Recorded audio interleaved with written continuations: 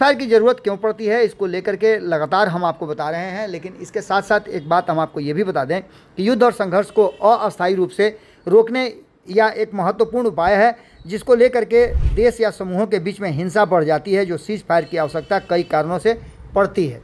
जिस तरह से भारत और पाकिस्तान के बीच में तनाव बढ़ता जा रहा था और युद्ध की स्थिति आ गई थी, उसमें युद्ध के दौरान निर्दोष नागरिकों और सैनिकों की जान जोखिम में रहती है। सीज फायर से इस हिंसा को रोकने और लोगों की जान बचाने का मौका मिलता है और इसके लिए ऐसे कदम उठाए जाते हैं। इसके साथ साथ कई ऐसे अवसर होते हैं जिसमें युद्ध में घायलों को चिकित्सा सहायता पहुंचाने के लिए और जिन जगहों पे गोलीबारी होती रहती है उस जगह पर जाने में असुविधा होती है और चिकित्सकों के पहुंचने और जो विभिन्न तरह की जो कैजुअलिटी होती है उसको निकालने में लोगों को दिक्कत होती है, इसके लिए भी सीज फायर किया जाता है। आपको याद होगा कि महाभारत काल में भी दिन भर युद्ध होता था और रात में सीज फायर हो जाया करता था, क्योंकि रात में कोई भी हमला या युद्ध नहीं होता था। सुबह फिर अपने नियत समय से युद्ध की शुरुआत हो जाती थी। नोरमा ग्रुप, जो सोचता है वो करता है, आपके अपने सपनों का आशियाना।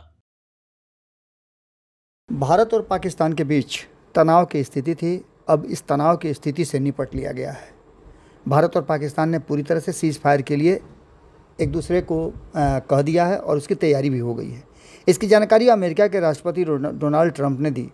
उन्होंने एक्स पर लिखा कि संयुक्त राज्य अमेरिका की मध्यस्थता में एक लंबी रात की बातचीत के बाद मुझे यह घोषणा करते हुए खुशी हो रही है कि भारत और पाकिस्तान पूर्ण और तत्काल युद्ध विराम पर सहमत हो गए हैं। दोनों देशों को सामान्य बुद्धि और महान बुद्धिमत्ता का उपयोग करने के लिए बधाई। इस मामले पर आपके ध्यान के लिए धन्यवाद। अब आप इस बात को समझिए कि आखिरकार इतने तनाव और इस तरह की घटना के बाद सीज फायर की ज़रूरत क्यों पड़ी और ये सीज फायर होता क्या है। इस तरह की कई बार युद्ध की स्थिति आई और सीज फायर का ऐलान किया गया। सीज फायर का मतलब होता है दोनों के तरह और दोनों ही देशों के बीच में समझौते के साथ युद्ध की स्थिति को विराम दे देना, उसे रोक देना। सीज फायर का मतलब एक ऐसा समझौता होता है जिसमें दो विरोधी देश या सैन्य समूह एक दूसरे के लड़ाई और गोलाबारी कुछ समय के लिए या फिर अस्थायी रूप से बंद कर देते हैं। उदाहरण के तौर पर भारत और पाकिस्तान के बीच लाइन ऑफ कंट्रोल पर कई बार सीज फायर समझौते हुए हैं ताकि दोनों ओर से सेनाएं गोलीबारी बंद कर दें और आम नागरिकों को किसी भी तरह की कोई समस्या नहीं हो। आपको बता दें कि यह युद्ध या संघर्ष के दौरान किया जाता है ताकि तनाव कम हो सके। अस्थायी भी हो सकता है ये और अस्थायी भी हो सकता है। शांति समझौते की तरह कभी कभी यह इंसानों की जान बचाने, घायलों की मदद या शांति वार्ता के लिए भी किया जा सकता है।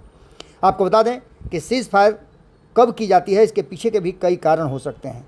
इसके कई उदाहरण हमारे सामने हैं और जो भारत और पाकिस्तान के बीच में सीज फायर की घोषणा की गई है उसके बाद से ये जानना ज़रूरी है कि इतने तनाव के बाद आखिरकार दोनों देश समझौते के लिए क्यों तैयार हुए।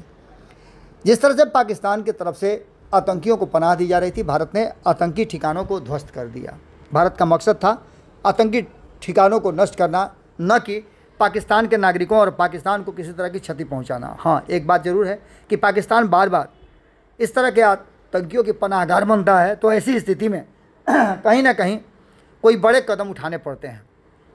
इस बार जो सीज फायर का ऐलान किया गया है और इसकी घोषणा हुई है, इसको लेकर के कहा जाता है कि सीज फायर के कई कारण होते हैं, जिसमें घायलों की मदद करने के लिए, आम नागरिकों को सुरक्षित निकालने के लिए, राहत सामग्री पहुंचाने के लिए सीज फायर किया जाता है। तो वहीं शांति वार्ता के लिए भी कभी कभी जब युद्ध बड़े स्तर पर चल रहा हो तो कई बार शांति समझौता कराने के लिए भी सीज फायर कुछ समय के लिए किया जाता है। वो अस्थायी तौर पर नहीं होता है।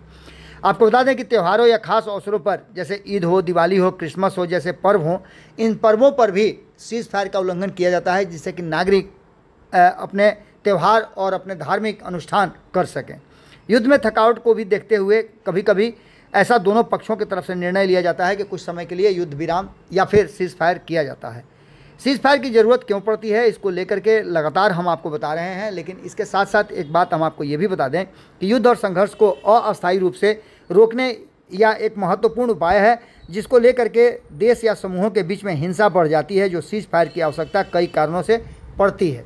जिस तरह से भारत और पाकिस्तान के बीच में तनाव बढ़ता जा रहा था और युद्ध की स्थिति आ गई थी, उसमें युद्ध के दौरान निर्दोष सैनिकों, नागरिकों और सैनिकों की जान जोखिम में रहती है। सीज़ फायर से इस हिंसा को रोकने और लोगों की जान बचाने का मौका मिलता है और इसके लिए ऐसे कदम उठाए जाते हैं। इसके साथ साथ कई ऐसे अवसर होते हैं जिसमें युद्ध में घायलों को चिकित्सा सहायता पहुंचाने के लिए और जिन जगहों पे गोलीबारी होती रहती है उस जगह पर जाने में असुविधा होती है और चिकित्सकों के पहुंचने और जो विभिन्न तरह की जो कैजुअलिटी होती है उसको निकालने में लोगों को दिक्कत होती है, इसके लिए भी सीज़ फायर किया जाता है। आपको याद होगा कि महाभारत काल में भी दिन भर युद्ध होता था और रात में सीज़ फायर हो जाया करता था, क्योंकि रात में कोई भी हमला या युद्ध नहीं होता था। सुबह फिर अपने नियत समय से युद्ध की शुरुआत हो जाती थी।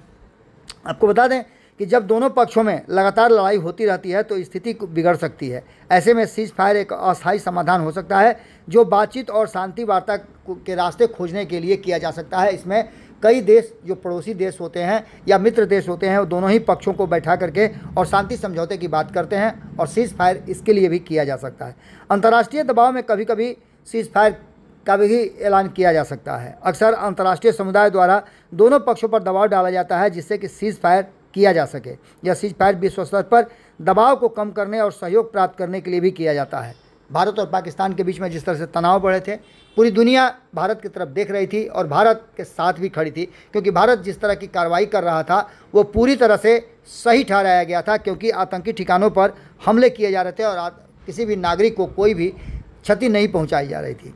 इसके साथ साथ आपको बताएं कि युद्ध और के दौरान संचालनात्मक और आर्थिक क्षति होती है।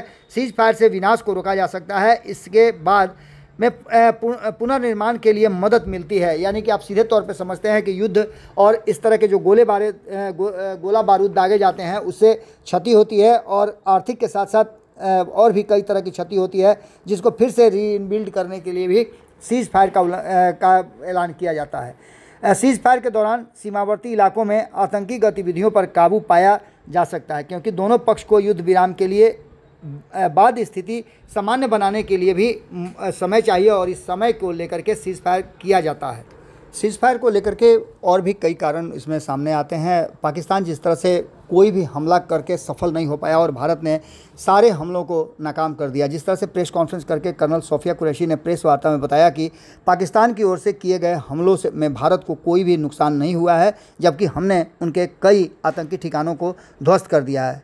उसमें भारत ने S-400 डिफेंस सिस्टम और ब्रह्मोस मिसाइल बेस को निशाना बनाया, लेकिन यह पूरी तरह से गलत है जिस तरह से पाकिस्तान कर रहा था। लेकिन इन सब के बाद पाकिस्तान जिस तरह से मजबूर था और विश्व से पैसे मांगने की बात कर रहा था, उसको लेकर के भी कई तरह की बातें सामने आई थी। सेना ने कहा कि पाकिस्तान ने सिरसा, जम्मू, पठानकोट, भटिंडा जैसे कई जगहों पे हमला करने की कोशिश की। उसने पाकिस्तानी सेना ने मस्जिदों को नुकसान पहुंचाने की कोशिश की, उसके बाद चर्च को नुकसान पहुंचाने के, धर्म क्षेत्रों पर को निशाना बनाया था और इन सभी बातों को लेकर के कहीं ना कहीं भारत नाराज़ जरूर था। और इसके साथ साथ भारत की, आप शुरू से जानते हैं कि भारत ऐसा देश है जो कभी भी युद्ध को सही नहीं ठहराता है।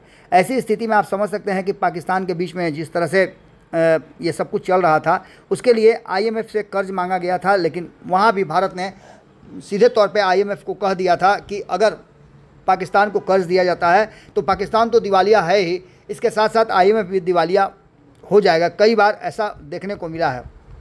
आपको बता दें, इसके साथ साथ बिहार में भी अलर्ट घोषित कर दिया गया था और पूरे देश के कई राज्यों में अलर्ट घोषित किया गया था। लेकिन अब जो स्थिति सामने आई है उसमें रक्षा मंत्रालय के द्वारा सीज़ फायर की घोषणा करने के बाद अब ये तय हो गया है कि भारत और पाकिस्तान के बीच में आगे इसी तरह की शांति बरकरार करने की कोशिशें होंगी। और इसको लेकर के कहीं ना कहीं अमेरिकी राष्ट्रपति डोनाल्ड ट्रंप ने जिस तरह से इस बात को रखा है, उससे साफ साफ लगता है कि अब कहीं ना कहीं भारत ने जो कार्रवाई की है उससे पूरा विश्व संतुष्ट जरूर था और आतंकी ठिकानों के नष्ट होने से कहीं ना कहीं पाकिस्तान की कमर भी टूटी है। अब देखना होगा कि आगे पाकिस्तान किस तरह से करता है, लेकिन कई बार सीज़ फायर का घोषणा करने के बाद भी पाकिस्तान ने उसका उल्लंघन किया है और पहले पाकिस्तान ही उस्काता है भारत को।